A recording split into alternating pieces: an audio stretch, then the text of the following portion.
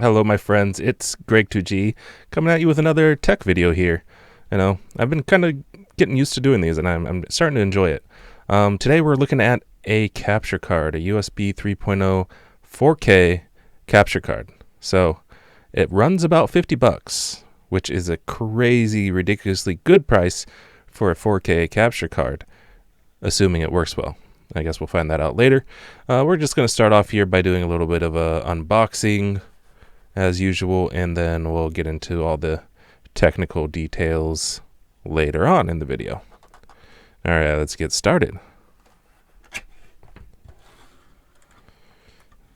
Okay, so as you can see, the packaging, obviously they're saving a little bit on shaving a little bit of the cost by not giving you the best packaging in the world, and that's, I think, I'm a really big fan of that. Like, I think a lot of companies could save their consumers a lot of money if they stopped spending so much on packaging itself. All right, so we're looking at a USB A to A cable. Interesting. Got one of those in here. And then this looks like the capture card itself. USB 3.0 capture HDMI 4K. It's a little bit dusty, but yeah. Cost-cutting measures, I guess, right? Let's take a look here. What do we have? All right, so we have a mic. So you can actually plug your mic into this and capture directly from the device itself. I wonder if you can actually use this like without a PC at all. And then there's the HDMI in. There's the power outlet. And then on this side we have a USB, an HDMI out, and an audio out. Okay. Yeah, we'll figure out how that works later on. What else do we have in here? This looks to be an HDMI cable. Probably about... that looks like... I don't think that's a 6-footer. It's probably a 3-footer. And then, what is this? Another USB cable, but this is a standard A to B USB cable.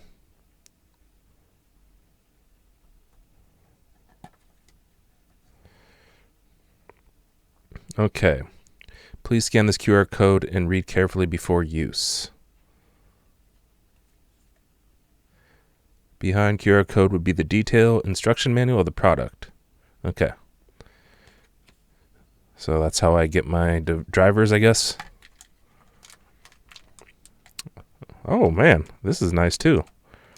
They got a USB A to C adapter as well in here. All right. So, like,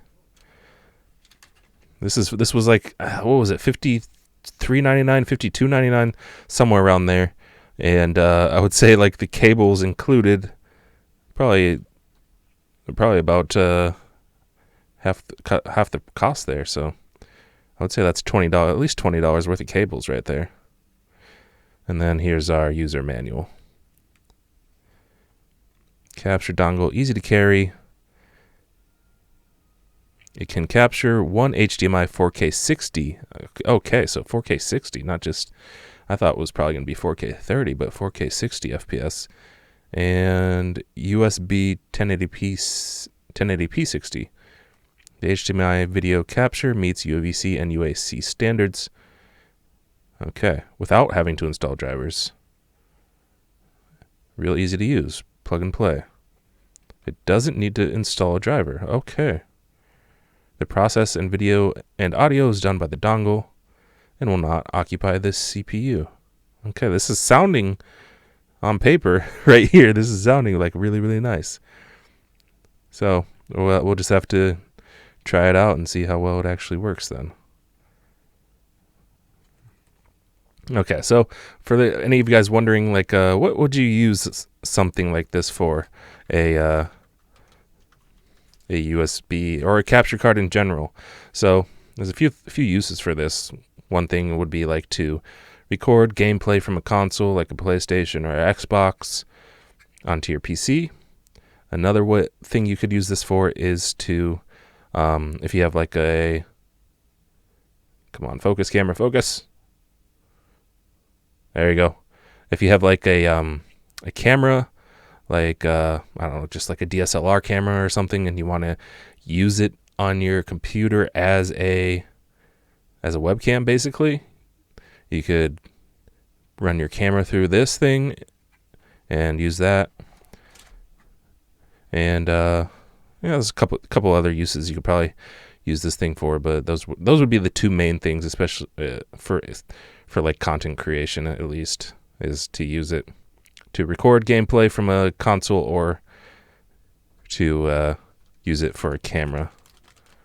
All right, so we're gonna cut the video here, and then we'll get to the actual technical jazz.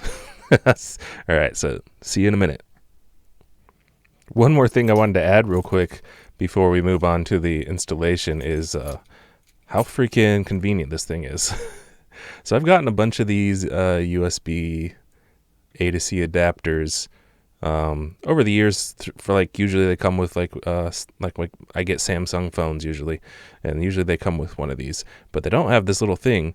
And I'm like, okay, these things are nice and handy, but how am I going to carry them around with me? So this is awesome. I just put it on my keychain, and yeah, this is going to be really nice to have around with me. And another thing is, I should have probably flipped to the end of this during the first segment, but yeah, they actually have instructions on how to set up this capture card with OBS.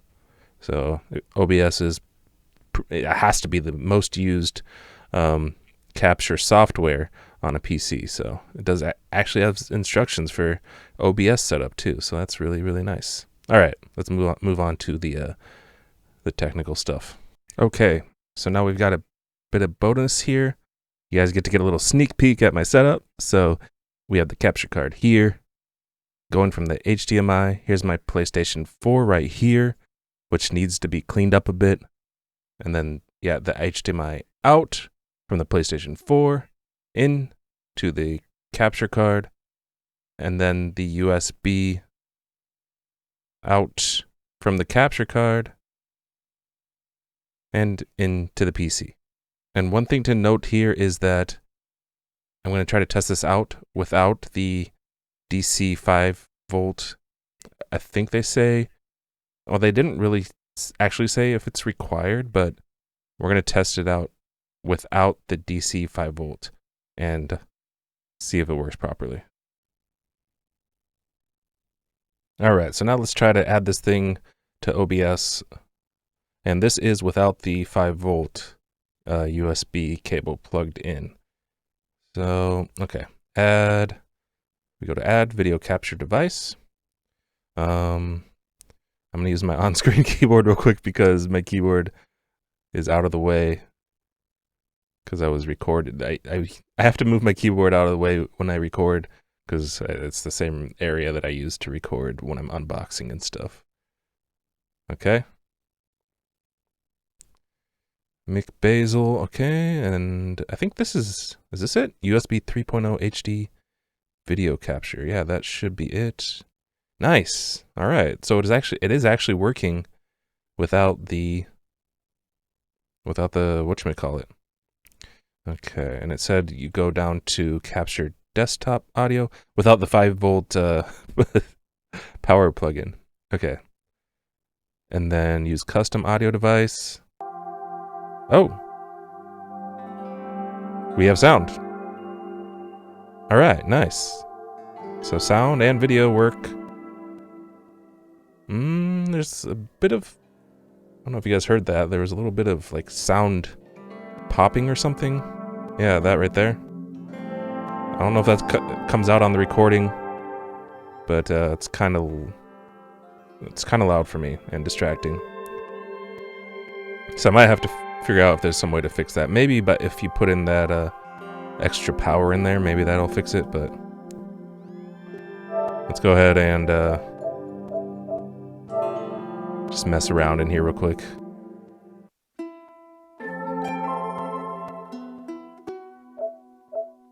So like, just judging it right now, like I can't like.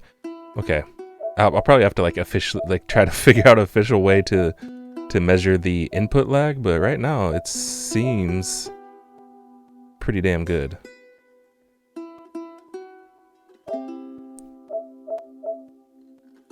Yeah, it seems like really, really good.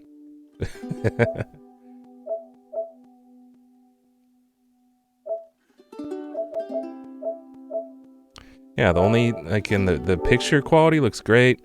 You know, unfortunately, I can't really test 4K because I don't really have anything for 4K. I don't really plan on ever going to 4K, to be honest. So testing 4K, I mean, I guess I should get something in order to be able to test it at some point, but personally, I'm never going to be using 4K, I don't think. I'd rather have like 1080p, like 200 FPS or 300. I just heard of a 340 or something monitor announced recently, so I'd rather be going up in the frame rate, and I think I'm good with 1080p resolution. Okay, now we're recording in 60 FPS, and I decided to go with Street Fighter because I actually do know a few combos in Street Fighter with my girl Cammy. I haven't played in, I think, over a year though, so it may not actually be able to hit any combos. Let's do random CPU. Still chose Ken, okay. Alright. So yeah, it does seem like the audio glitch is gone. I'm not sure what the oh, version select. Yeah, it doesn't matter. Yeah, I'm not sure what maybe it was just the PlayStation, I don't know, but yeah, audio seems fine. Audio sync seems fine. Now, let's see if I can do any combos. I can't remember. Okay, can I remember combos? Oh, that was a little bit laggy. Huh. Uh-oh. What's with this choppiness here? Yeah, okay. Maybe we do need to plug in the old 5-volt thing after all. Maybe this thing can't capture properly without a second power source like that. Okay. Yeah. All right.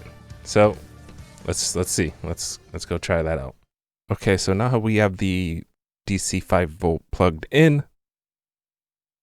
Just plugged into our PC all the way up there. The one on the right. That's the one. Yeah, going through this mess of cables into this bad boy. Let's see if that actually helps with the lag on Street Fighter here. Okay, back on Street Fighter with the power plugged in now.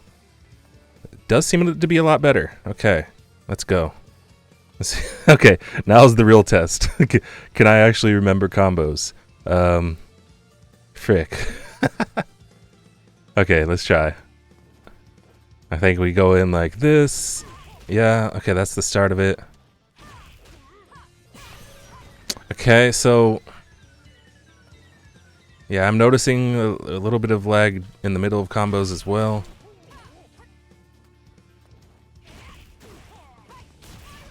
There, I finally did a combo.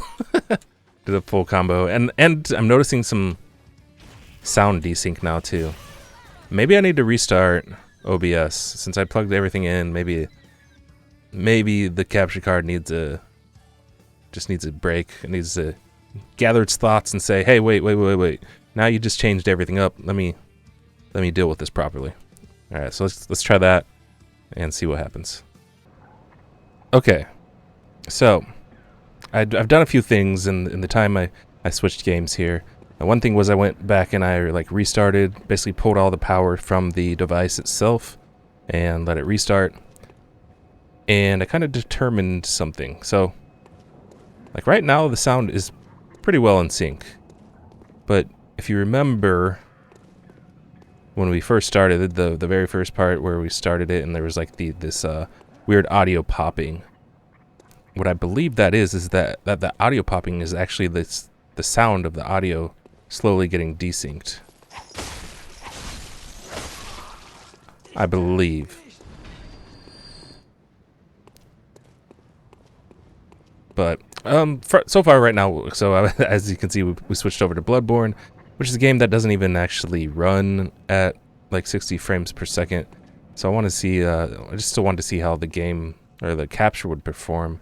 So far we're having like basically zero lag on the gameplay itself. The sound does, it seems like it's starting to get a bit delayed.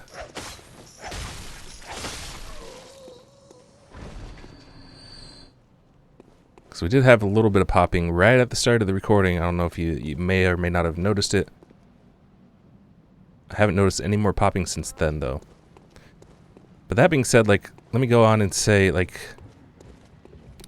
so capture cards aren't necessarily made to be used the way that I'm using it right now. It's just kind of a nice thing to have. Like, if you, so the way I'm using it is I'm, you know, looking at OBS and I'm getting the audio directly from OBS.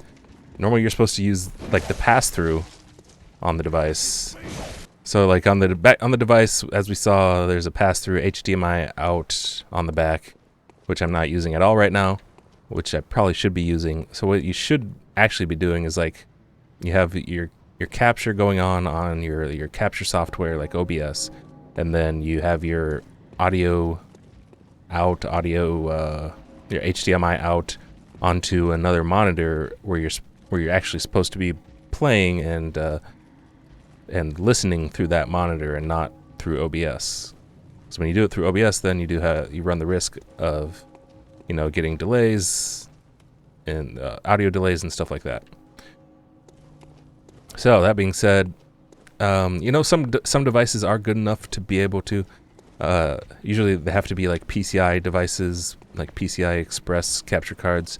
You can actually just, you know, plug it into OBS and just play by looking at OBS, zero lag and all that stuff. But since this is a USB capture card, I would have been surprised if that actually worked pretty well. But it's actually performing very, very well. That all being said, that it's a USB capture card. So I have also an optical audio connection from my PS4 into my PC. So I'm going to connect that, and then and that should be like zero lag on that stream of audio. So we're going to connect that real quick and compare the audio and see if we can tell how big the delay is. Okay, so now you can hear it's not that huge of a delay. But yeah, you can hear there's basically double steps and double. Yeah, you could really hear the delay on that one.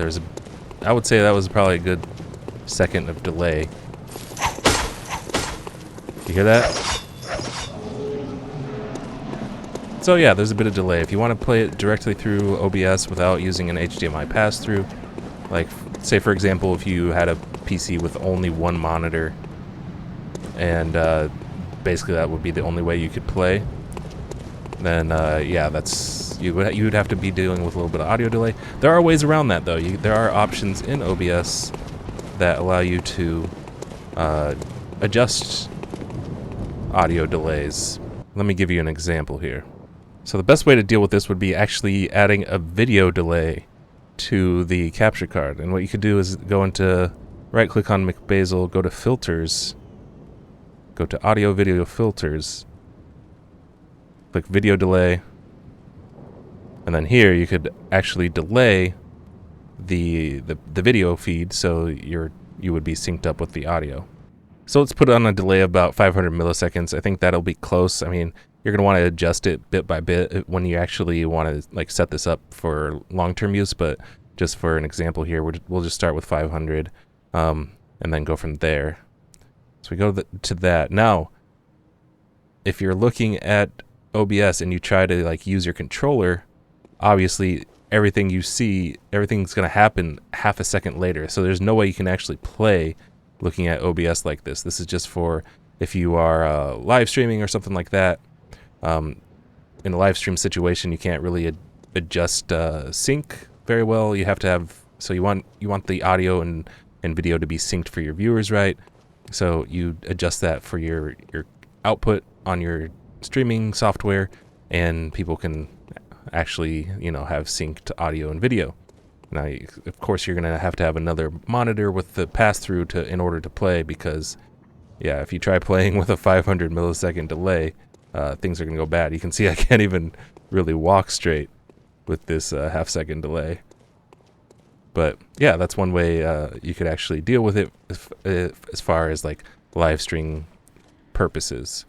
You're definitely going to need the video pass-through in order to play properly, though. Now, the other options would be, and this is what I would actually really recommend that you do, is to use an audio optical out cable like this right here. See, I have this one coming out from my PS4 going into my PC. And that allows me to actually have clean audio directly to my PC. I don't have to worry about any audio delays, any popping, or anything like that. Just clean, direct audio from my PS4 to my PC. Now, if optical is not an option for you on your device, then here's what you have to do. Here we have our capture card. And, okay, for the PlayStation 4, this is kind of tricky because the PlayStation 4, the only headphone jack that they have is coming out of the controller. And plugging your controller into the capture card just for audio would be kind of silly in my opinion. But there's another way you can actually do this from the PlayStation 4. You can get one of these little USB sound cards. You can get them for like $3 on Amazon. And plug that into your PS4, and that gives you an headphone out.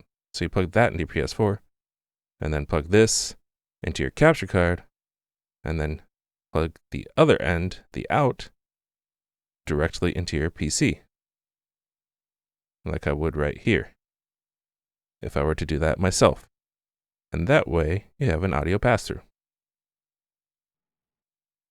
Alright, in this section of the video, we're going to try to compare the visual delay between the HDMI pass-through and what is actually being sent or captured by the capture card. So on the left, you will see the left monitor is the HDMI pass-through, and the right monitor is the capture. And then the bottom left is just the recording of the left monitor. Okay, or the recording of the capture, rather. Okay, so kind of try to pay attention to the two. You can notice very, very slight delays. It's really not a huge delay, but there's definitely a little bit of delay between the pass-through and what's being captured.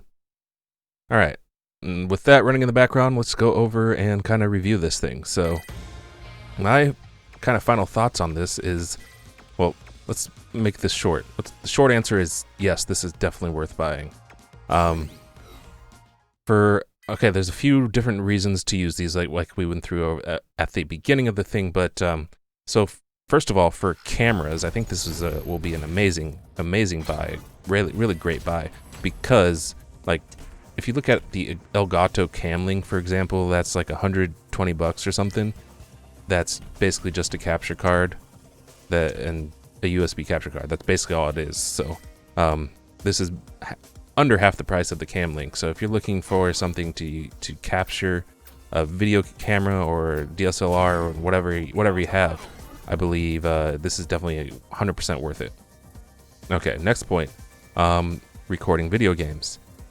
For recording video games for like YouTube, I think this is definitely worth it as well, because even with the audio delay, I mean, it's not a huge deal when you're not live streaming, because you can always edit the delay in post. You can always just adjust that audio stream in post, and you won't have any problems with any audio delays, because yeah, it doesn't really matter. All right, so the only real issue then would be for live streaming.